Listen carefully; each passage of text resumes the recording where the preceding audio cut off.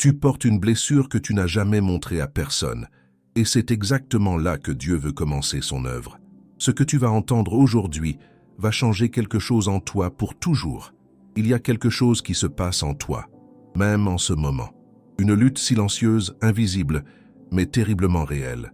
D'un côté, une nature qui tire vers le bas, vers le confort facile, vers l'orgueil caché, vers le péché qui semble si familier. De l'autre, une voix douce et puissante qui t'appelle à plus, à l'au-delà de toi-même, à la sainteté véritable. Et cette tension, ami bien-aimé, n'est pas une faiblesse. C'est le signe que tu es vivant en Christ. C'est le signe que l'Esprit de Dieu habite en toi et refuse de te laisser te satisfaire de moins que ce que Dieu a prévu pour ta vie.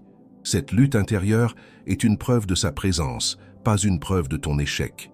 L'apôtre Paul l'a vécu avec une intensité bouleversante. Il a écrit ces mots dans Romains 7. « Je ne fais pas le bien que je veux, et je fais le mal que je ne veux pas. » Ces paroles ne viennent pas d'un homme vaincu, elles viennent d'un homme qui comprenait la profondeur du combat spirituel et qui savait que la victoire ne vient que de Dieu. Et si Paul lui-même a connu cette bataille intérieure avec une telle intensité, combien plus, toi et moi, devons-nous apprendre à la mener avec sagesse et avec foi. Ce combat ne se gagne pas par l'intelligence humaine seule, il ne se gagne pas par la discipline à sec, il se gagne par la grâce, par la révélation et par la puissance du Saint-Esprit agissant en nous. Le grand prédicateur Charles Spurgeon disait que la chair est l'ennemi le plus proche que nous ayons parce qu'il habite en nous. Il ne vient pas du dehors, il ne frappe pas à la porte, il est déjà assis à la table. Et c'est précisément pour cela que le combat contre la chair n'est pas un combat ordinaire. C'est un combat qui demande une transformation radicale, profonde et durable, pas seulement une correction superficielle de comportement. Spurgeon aimait à rappeler que l'œuvre de sanctification n'est pas l'œuvre de l'homme, mais l'œuvre du Saint-Esprit en l'homme, selon Zacharie 4:6. Ce n'est pas par la force ni par la puissance, mais par mon esprit, dit l'Éternel des armées. Aujourd'hui, nous allons parler de 6 changements profonds, 6 transformations que Dieu veut opérer en toi. Des changements qui ne te rendront pas simplement meilleur, mais qui détruiront les fondements même de la chair en toi et déchaîneront ton esprit dans une liberté que tu n'as peut-être jamais connue auparavant. Ces changements ne viennent pas de ta volonté propre, de tes efforts répétés, ni de tes bonnes intentions. Ils viennent de la grâce souveraine de Dieu agissant en toi avec une puissance que rien ne peut arrêter.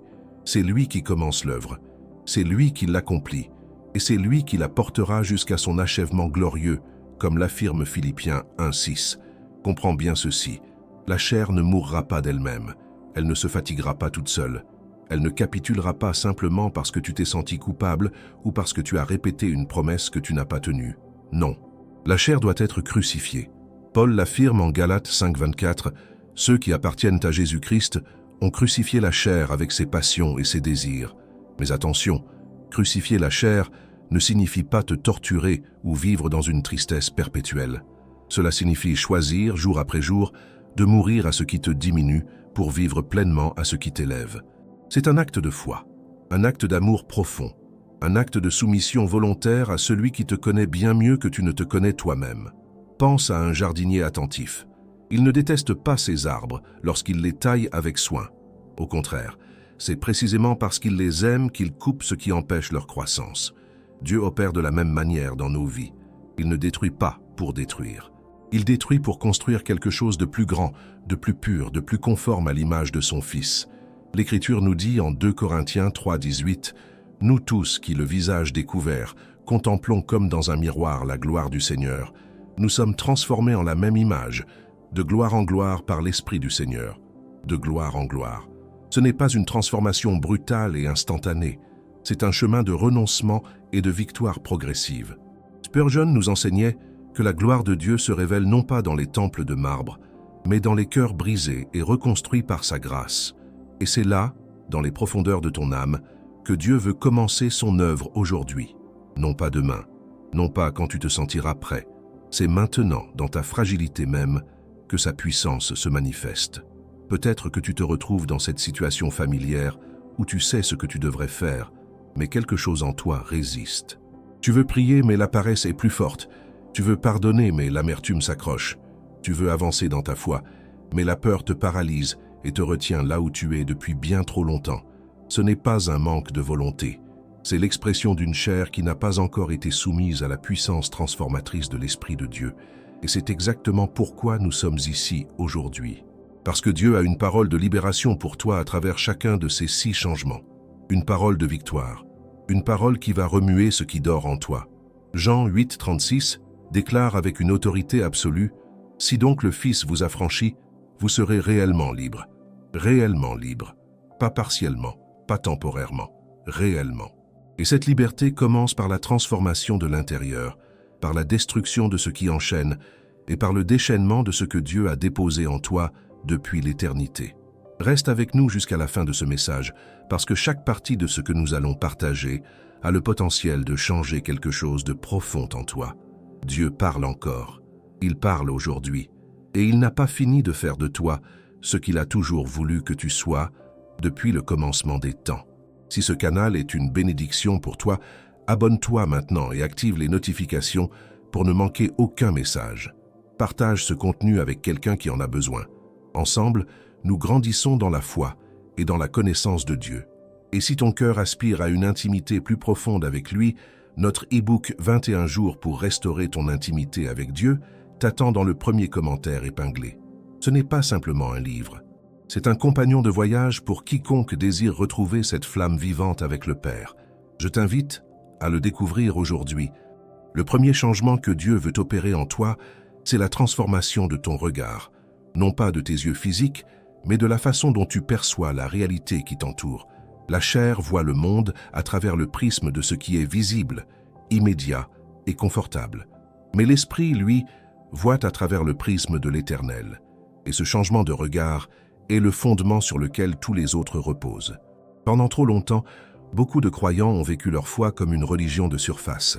Ils prient quand la douleur devient insupportable. Ils ouvrent leur Bible quand une crise menace de les engloutir. Ils cherchent Dieu quand leurs propres ressources sont épuisées. Mais cette façon de vivre est le reflet d'un regard encore charnel, encore ancré dans le temporel plutôt que dans le spirituel. 2 Corinthiens 4. 18 nous donne une instruction claire et radicale. Nous regardons, non pas aux choses visibles, mais aux choses invisibles, car les choses visibles sont passagères et les choses invisibles sont éternelles. Voilà le premier changement. Regarder autrement. Voir au-delà de ce que tes yeux te montrent.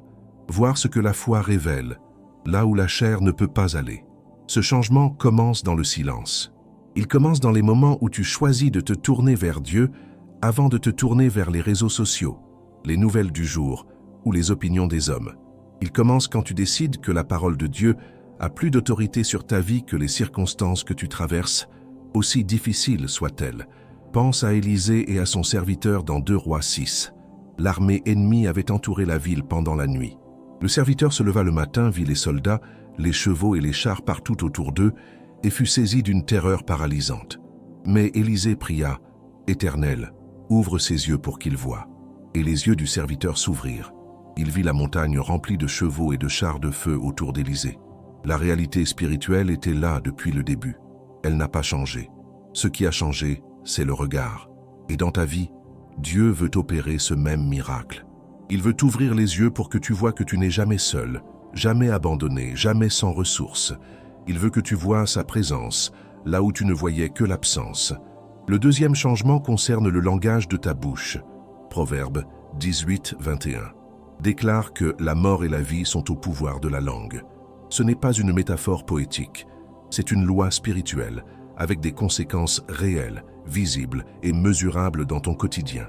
La chair parle par peur, par plainte, par découragement. L'esprit parle par foi, par louange et par déclaration prophétique. Combien de fois as-tu prononcé des mots qui ont alourdi ton propre cœur? Des phrases comme « je n'y arriverai jamais »,« rien ne change pour moi »,« Dieu ne répond pas à mes prières ». Ces mots ne sont pas de simples expressions. Ce sont des structures que tu construis autour de toi, des murs invisibles, mais solides, qui limitent ce que Dieu peut accomplir à travers toi. Dieu veut démolir ces structures. Il veut te donner un nouveau langage, un langage qui s'aligne avec ses promesses, même quand les circonstances semblent contredire ce que tu déclares. Romains 4, 17 parle d'Abraham qui a cru en Dieu, qui donne l'existence à ce qui n'existe pas. La foi parle de ce qui n'est pas encore visible comme si c'était déjà réel. C'est le langage de l'esprit libéré. Le troisième changement que Dieu veut opérer en toi touche à la gestion de tes désirs. La chair désire intensément, mais elle désire ce qui passe. Elle court après la validation humaine, après le plaisir immédiat, après la sécurité que le monde peut offrir. Mais ces choses ne rassasient jamais vraiment. Elles créent une faim plus grande à chaque fois qu'elles sont satisfaites. Jean 4, 13, 14 rapporte les paroles de Jésus à la femme au puits. « Quiconque boit de cette eau aura encore soif, mais celui qui boira de l'eau que je lui donnerai n'aura jamais soif. » Combien de puits as-tu creusé dans ta vie qui ne t'ont apporté qu'une soif plus profonde? Combien de choses as-tu poursuivies avec ferveur et qui, une fois obtenues, t'ont laissé encore plus vide? Ce changement commence quand tu cesses de chercher dans le temporel ce que seul l'Éternel peut t'offrir. Il commence quand tu te retournes vers Dieu, non pas parce que tout va mal, mais parce que tu reconnais que rien d'autre ne peut vraiment te rassasier. C'est un acte de repentance profond, non pas de tes actions seulement, mais de la direction de tes désirs les plus intimes.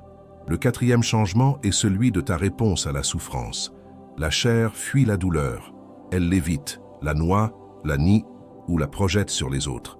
Mais l'esprit libéré sait que la souffrance peut être un des instruments les plus puissants que Dieu utilise pour sculpter un caractère qui ressemble à celui de Christ. Romains 5. 3-4 enseigne que la tribulation produit la patience l'expérience et l'expérience l'espérance. Il y a une différence immense entre subir la souffrance et la traverser avec Dieu. Quand tu la subis seule, elle t'écrase. Quand tu la traverses avec lui, elle te forge. Le même feu qui consume le bois purifie l'or. La différence n'est pas dans la flamme, mais dans la substance qu'elle touche. Et Dieu veut transformer ta substance pour que le feu de l'épreuve ne te détruise plus, mais te révèle. Pense à Joseph, jeté dans une citerne par ses propres frères, vendu comme esclave, emprisonné injustement, oublié. Toute logique humaine dirait que Dieu l'avait abandonné. Mais Genèse 39, 21 dit simplement « L'Éternel fut avec Joseph ». La souffrance ne signifiait pas l'absence divine. Elle était le chemin vers un destin que Joseph ne pouvait pas encore voir. Et dans ta vie, ami bien-aimé, les saisons douloureuses ne sont pas la preuve que Dieu t'a oublié. Elles sont souvent le chemin le plus direct vers ce que Dieu a préparé pour toi. Ce que tu vis aujourd'hui a une raison. Ce que tu traverses aujourd'hui a un but. Et ce but est bien plus grand que tu ne peux l'imaginer depuis là où tu te trouves maintenant. Ces 4 changements, le regard, le langage, les désirs et la réponse à la souffrance, sont les pierres sur lesquelles repose une vie spirituelle libérée de la tyrannie de la chair. Ils ne sont pas des étapes optionnelles pour les croyants avancés.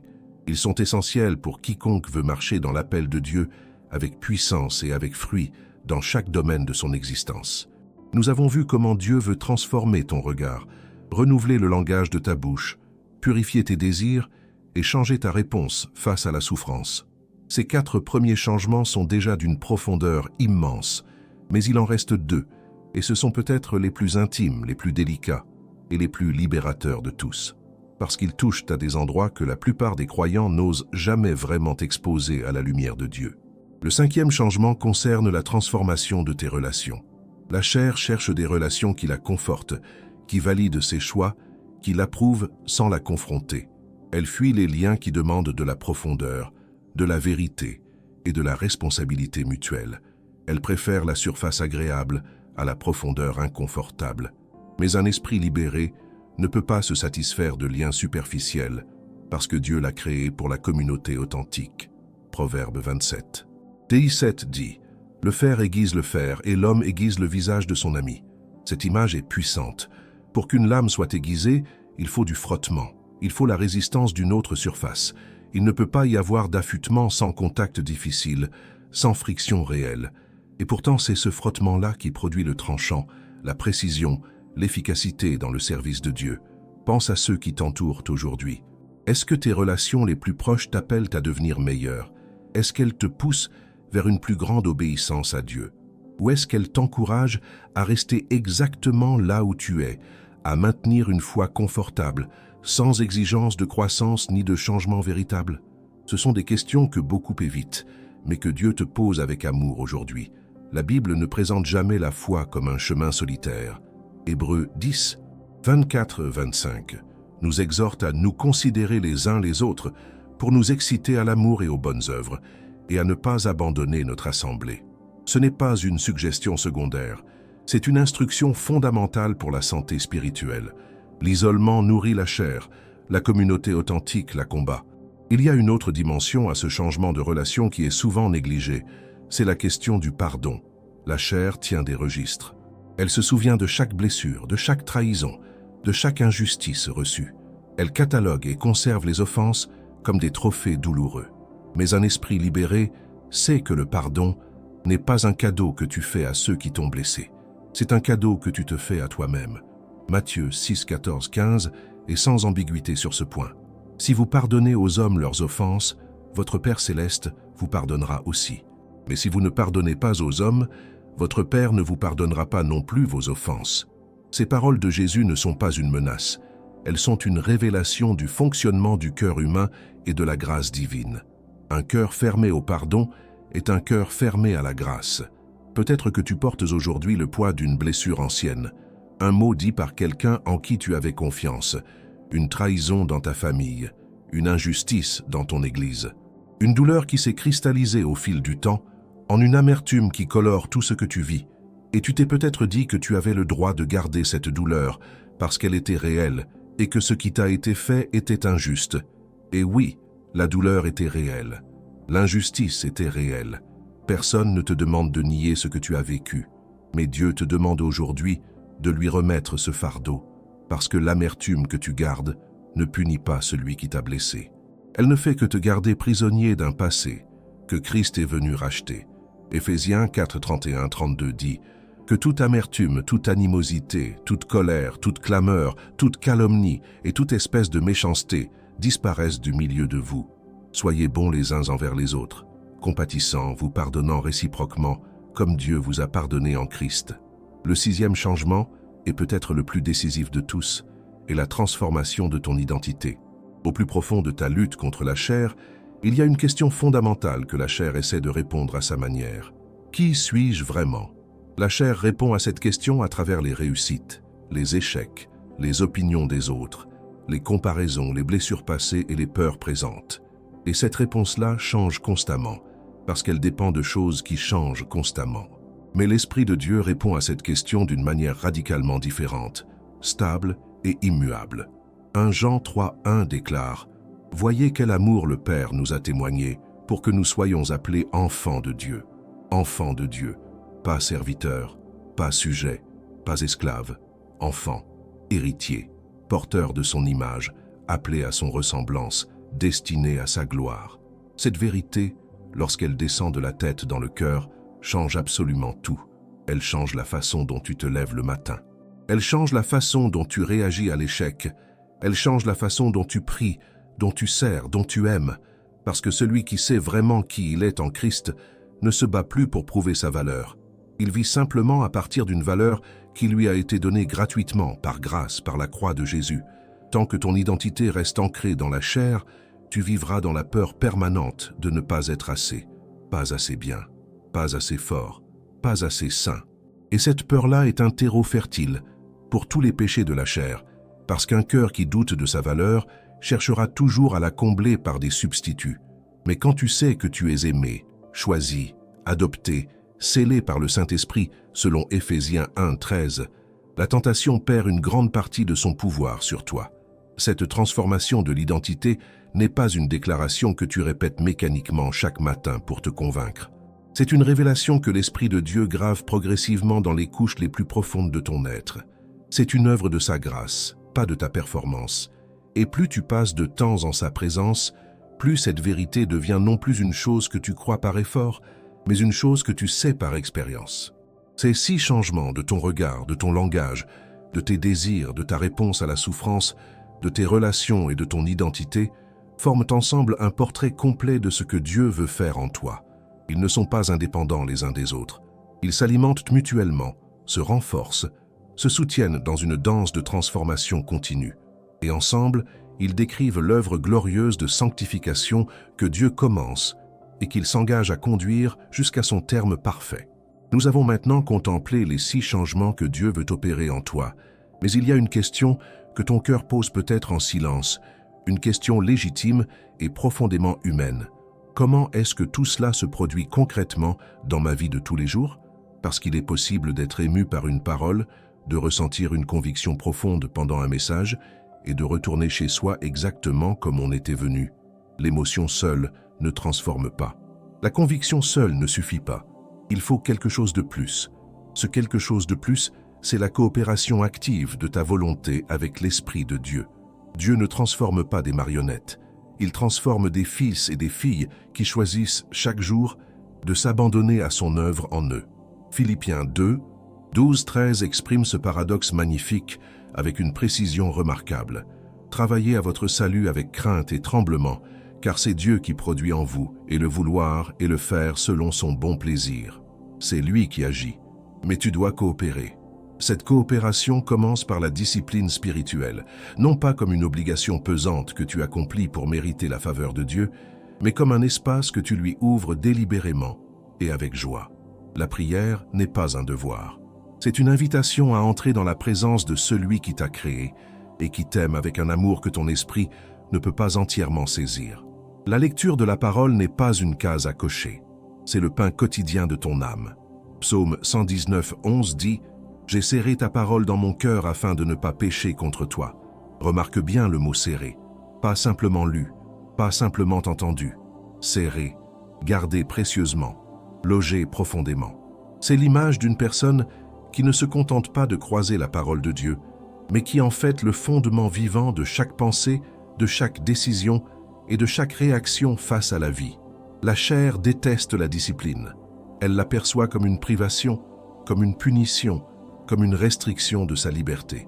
Mais l'esprit libéré comprend que la vraie liberté ne se trouve pas dans l'absence de limites. Elle se trouve dans l'alignement parfait avec la volonté de celui qui nous a créés. Un oiseau n'est pas libre lorsqu'il est sous l'eau. Il est libre lorsqu'il vole dans l'air pour lequel ses ailes ont été faites. Et toi, tu n'es vraiment libre que lorsque tu vis dans l'esprit, pour lequel ton être profond a été conçu. Il y a également une dimension de la coopération avec l'esprit qui passe par le renoncement régulier. Renoncer, ce n'est pas seulement refuser le péché évident. C'est aussi refuser les substituts qui semblent inoffensifs, mais qui occupent la place que Dieu devrait avoir. L'écran avant la prière, la distraction avant la méditation, l'opinion humaine avant la voix de Dieu. Ces petits renoncements quotidiens sont les actes de crucifixion silencieux qui préparent le terrain pour une vie de l'esprit de plus en plus profonde. Luc 9, 23 rapporte ces paroles de Jésus. « Si quelqu'un veut venir après moi, qu'il renonce à lui-même, qu'il se charge chaque jour de sa croix et qu'il me suive. » Chaque jour, pas une fois pour toutes lors d'une grande décision de foi. Chaque jour, dans les petites choses ordinaires et invisibles. C'est là que se gagne ou se perd la bataille contre la chair. Pas dans les grands moments de crise, mais dans les 1000 petits choix du quotidien. Voici quelque chose que beaucoup de croyants ignorent ou sous-estiment considérablement. La gratitude est l'une des armes les plus redoutables contre la chair. Parce que la chair se nourrit du mécontentement, de la comparaison et de l'insatisfaction permanente. Elle regarde toujours ce qui manque. Elle compte les problèmes et perd de vue les bénédictions. Mais un cœur habituellement reconnaissant est un cœur qui résiste naturellement au murmure de la chair. 1 Thessaloniciens 5. 18 nous dit « Rendez grâce en toutes choses, car c'est à votre égard la volonté de Dieu en Jésus-Christ. » En toutes choses, pas seulement quand tout va bien, pas seulement quand les prières ont reçu la réponse espérée, en toutes choses, dans l'épreuve comme dans la bénédiction, dans l'abondance comme dans le manque, parce que dans chaque situation, Dieu est à l'œuvre, même quand tu ne peux pas le voir. Pense à Daniel dans la fosse aux lions, à Paul et Silas dans la prison de Philippe, chantant des cantiques à minuit, à Joël dans sa détresse, criant vers l'Éternel. Ces hommes n'ont pas attendu que leurs circonstances s'améliorent pour louer Dieu. Ils ont choisi de louer Dieu au milieu des circonstances, et c'est précisément dans cette louange que Dieu a manifesté sa puissance de manière extraordinaire. La gratitude ouvre une porte que le découragement ferme. Elle déplace ton attention du problème vers le pourvoyeur. Elle rappelle à ton âme que le Dieu qui t'a déjà délivré dans le passé est le même Dieu qui est présent dans ton présent et qui tient ton avenir dans ses mains. Et cette mémoire active de la fidélité passée de Dieu est un combustible puissant pour une foi vivante aujourd'hui. Il y a encore un élément essentiel dans cette coopération avec l'esprit, et c'est l'obéissance prompte. La chair hésite, elle négocie, elle remet à plus tard, elle attend les conditions parfaites pour obéir. Mais l'esprit libéré répond avec promptitude à la voix de Dieu, même quand le chemin n'est pas encore entièrement visible, même quand la logique humaine résiste, même quand la peur tente de bloquer le mouvement. Abraham est la figure par excellence de cette obéissance prompte. Hébreux 11:8 déclare « C'est par la foi qu'Abraham obéit à l'appel qu'il reçut de partir pour un pays qu'il devait avoir en héritage, et il partit sans savoir où il allait. » Sans savoir où il allait. L'obéissance n'a pas attendu la carte complète du voyage. Elle a simplement répondu à la voix qui appelait, et c'est dans ce mouvement de confiance totale que la foi d'Abraham a été comptée comme justice. Et toi, aujourd'hui, peut-être que Dieu t'appelle à bouger vers quelque chose que tu ne comprends pas encore entièrement. Peut-être qu'il te demande de poser quelque chose que tu tiens depuis trop longtemps. Peut-être qu'il te demande de faire le premier pas vers une réconciliation, un appel, une décision que tu remets depuis des semaines ou des mois. La transformation que Dieu veut opérer en toi exige que tu lui fasses confiance assez pour obéir avant de tout comprendre. C'est là que la foi devient réelle, tangible, vivante et transformatrice dans ton existence quotidienne. Dieu n'a pas abandonné son œuvre en toi. Il l'a conduit avec une patience et un amour que rien ne peut arrêter. Ces 6 changements ne sont pas une liste de performances. Ils sont l'empreinte de sa grâce dans une vie qui dit oui à sa transformation.